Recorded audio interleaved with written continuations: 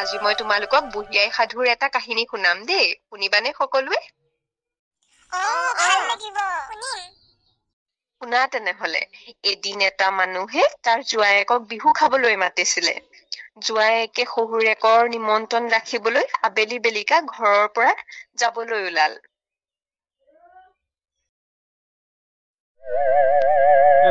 শহুৰেতো মোক অকলে যাবলৈ কৈছিলে।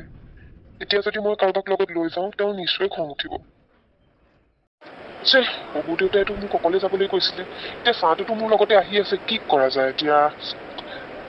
কি লাগে তোক? কিয় আহিছ? গুচি যা। আৰু মানুহজনে তেনেকৈ কওঁতে চাহটোৱে মূৰ লৰোৱা দেখি ভাবিলে যে ইয়াক চেলেংখন লাগে। সেয়ে সি গাৰ চেলেংখন তাত পেলাই থৈ গুচি গল। গৈ গৈ সি আকৌ চাহটোক দেখিলে। সি এইবাৰ চোলাটো চাহটোক দি দিলে। এইদৰে তাৰ চুৰিয়া গামোচা সকলোবোৰ দি অন্ত কৰিলে। লাহে লাহে গধূলি হৈ আহিল। চাহটো নেদেখা হল। তেতিয়া সি ভাবিলে চাহটো গলগৈ চাগে। সি কুকুৰীকণা আছিল, সেইকাৰণে অলপ গৈয়ে বাট নেদেখা হল। সেইখিনি সময়তেই শহুৰেকৰ বুঢ়া গৰু এটা দেখিলে। সেই বুঢ়া গৰুটোৰ নেগুৰত ধৰি সি তাৰ পাছে পাছে যাবলৈ ধৰিলে।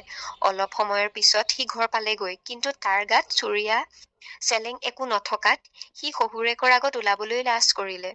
কলগছজোপাৰ তলত চোৱা পাতনিতে সি বহি থাকিল। হেৰা, জোৱাই দেখোন ইমান পৰেও আহি নেপালেহি। ইমান পৰে নাহিলে যেতিয়া নাহিবই চাগে আজি। শহুৰেকে জোৱায়েক আহিব বুলি বহু ৰাতিলৈকে ৰৈ আছিল। পিছত নহা দেখি খাই বৈ শুই থাকিলে। শাহুৱেকে চোৱা ধুই এন্ধাৰে মুধাৰে চোৱা পানী আনি চোৱা পাতনিলৈ মাৰি পঠিয়ালে। জোৱায়েকৰ আকৌ মূৰতে পৰিল।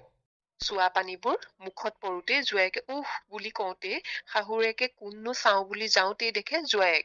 মাতি আনি গা পা ধুৱাই কাপোৰ কানি দি ভাত খাবলৈ দিলে। তাক ভাতৰ লগত গুড় খাবলৈ দিছিল শাহুৱেকে। সি গুড় কেতিয়াও নেদেখা কাৰণে এইবিলাক নাখাও বুলি কৈছিল, কিন্তু শাহুৱেকে কলে যে খোৱা, এই জুলীয়া গুড় খাবলৈ বৰ ভাল। তেতিয়া সি অলপ খাই চাই সোৱাদ পালে আৰু তেতিয়াই সুধিলে যে কত আছেনো এয়া, কত থৈছে বুলি সুধিলত শাহুৱেকে কলে সৌৱা বৰচাঙৰ ওপৰৰ কলহতে আছে। সি ভাত খাই উঠিলত শাহুৱেকে শুবলৈ দিলে আৰু তেওঁ গৈ শুই থাকিলেগৈ। জোৱায়েক শুলে, কিন্তু তাৰ টোপনি নাহিল, কাৰণ তাৰ গুড়লৈ মনত পৰি আছিল। তাৰ গুড় খাই বহুত বেছি ভাল পালে কাৰণে সি খাবলৈ মন কৰি থাকিলে। তেতিয়া সি সকলোৰে টোপনি অহা যেন পালে। তেতিয়া মাৰি এডাল লৈ ওপৰত থকা গুড়ৰ কলহটো ফুটাই তলত মুখ পাতি গুড় খাবলৈ ধৰিলে। গুড় খাই অতাই দেখে গুড় গাত পৰি গোটেই গাটো তাৰ এঠা এঠা হল। তুলি কৰিবলৈ থোৱা কিছুমান তোলা দেখি সি তাতেই বাগৰি পৰিল। তাৰ উপায় নাছিল। পিছত সি দেখিলে তাৰ গাটো গোটেই বগা নুমাল হল। ওচৰতে গোটা চেৰেক ছাগলী বন্ধা আছিল। তাকে দেখি তেতিয়া সি মনে মনে ছাগলীৰ মাজতে ৰাতিটো কটাও বুলি ভাবি সোমাই থাকিলগৈ। সেইদিনা আকৌ চোৰে ছাগলী চুৰ কৰিবলৈ আহিছিলে। সিহঁতে ভাবি আহিছিল যে যিটো ছাগলী নোমত ধৰিলেই নোম উঠি আহিব, সেইটো ছাগলীকে নিব লাগিব, কাৰণ তেনেকুৱা ছাগলীৰ তেল বেছি হেনো।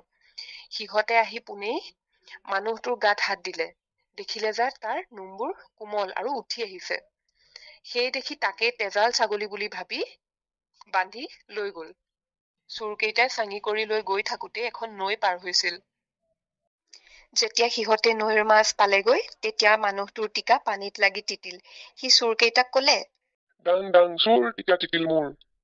মানুহজনে এনেকৈ কোৱাত চোৰকেইটাই ভাবিলে ছাগলীয়ে মাতিছে বুলি আচৰিত হৈ ভয় খাই তাক পানীতে পেলাই লৰ মাৰিলে। পানী তৰাং দেখি সি বুৰ মাৰি লাহে লাহে পাৰত উঠি বহিলহি। এনেতে ৰাতিপুৱাল। নৈৰ পাৰত বহি থাকোতেই শহুৰেকে বিচাৰি তাক পালেগৈ আৰু ঘৰলৈ আনি খুৱাই বুৱাই তাৰ পিছত তাক নিজৰ ঘৰলৈ পঠিয়াই দিলে। আৰু কঠালে পেলালে মুচি মই আহিলো গুচি।